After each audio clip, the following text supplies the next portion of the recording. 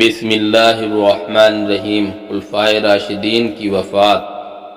اعوذ باللہ من الشیطان الرجیم۔ بسم اللہ الرحمن الرحیم۔ رضی اللہ عنہم ورضوا عنہ ذالک لمن خشی ربہ۔ اللہ ان سے راضی ہوا اور اللہ سے راضی ہوئے، یہ مرتبہ اللہ سے ڈرنے والوں کو ملتا ہے۔ میرے بھائیوں، بزرگوں، دوستوں، خوف الہی کا نتیجہ ہے رضا الہی، اور رضا الہی کا نتیجہ ہے دیدار الہی۔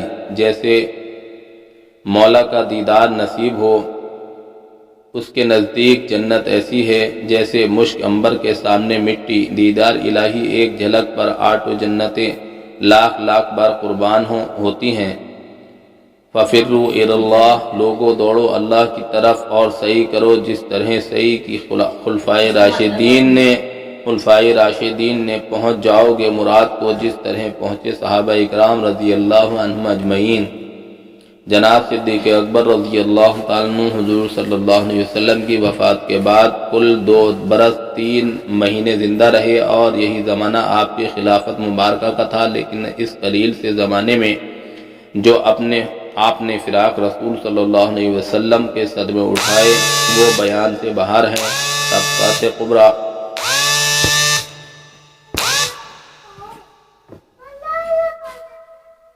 سید عبدالوہاب شیرانی ارشاد فرماتے ہیں، حضرت صدیق اکبر رضی اللہ تعالیٰ عنہ کے قلب میں رسول اللہ صلی اللہ علیہ وسلم کی مفارقت کا غم اس درجے غالب آیا تھا کہ آپ کا کلیجہ جل کر کباب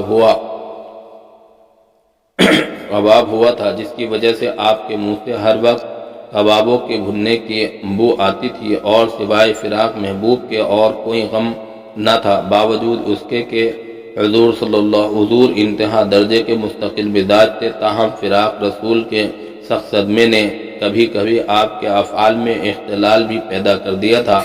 ایک دفعہ کا واقعہ ہے کہ حضور صدیق اکبر رضی اللہ عنہ مسجد نبوی علیہ السلام میں بیٹھے ہوئے نہایت اہم کاموں کو انجام دے رہے تھے کہ یک بیک سارے کاموں کو چھوڑ کر مسجد نبوی سے باہر نکل کر ملک شام کے راستے پر چلے گئے، اور کچھ دور جا کر پھر واپس آئے۔ لوگوں نے عرض کیا کہ جناب کہاں تشریف لے گئے تھے؟ فرمایا کہ ایک مرتبہ ایسا ہوا تھا کہ حضور اکرم صلی اللہ علیہ وسلم ملک شام کی طرف تشریف لے گئے تھے اور بہت روز تک مدینے سے غائب رہے تھے۔ پھر ایک دن اس راستے سے آپ صلی اللہ علیہ وسلم واپس تشریف لائے تھے۔ اب بھی ایک عرصہ ہوا کہ آپ مدینہ میں نظر نہیں آتے۔ خیال ہوا کہ شاید حضور صلی اللہ علیہ وسلم شام کی طرف تشریف لے گئے ہوں اور ادھر سے آپ اکیلے واپس چلے آتے ہوں، اس لیے میں جناب کو لینے کے لیے ادھر گیا تھا، مگر افسوس کہ حضور صلی اللہ علیہ وسلم ابھی تک واپس نہیں آئے۔ بالآخر شدید عشق کی برداشت نہ رہی اور آپ عشق کی آگ میں سوختہ ہو کر بیمار ہوئے۔ لوگوں نے آپ سے کہا کہ آپ کے لیے کسی طبیب کو بلائیں۔ جواب میں فرمایا کہ طبیب نے مجھے دیکھ لیا ہے۔ پوچھا کہ پھر طبیب نے کیا کہا؟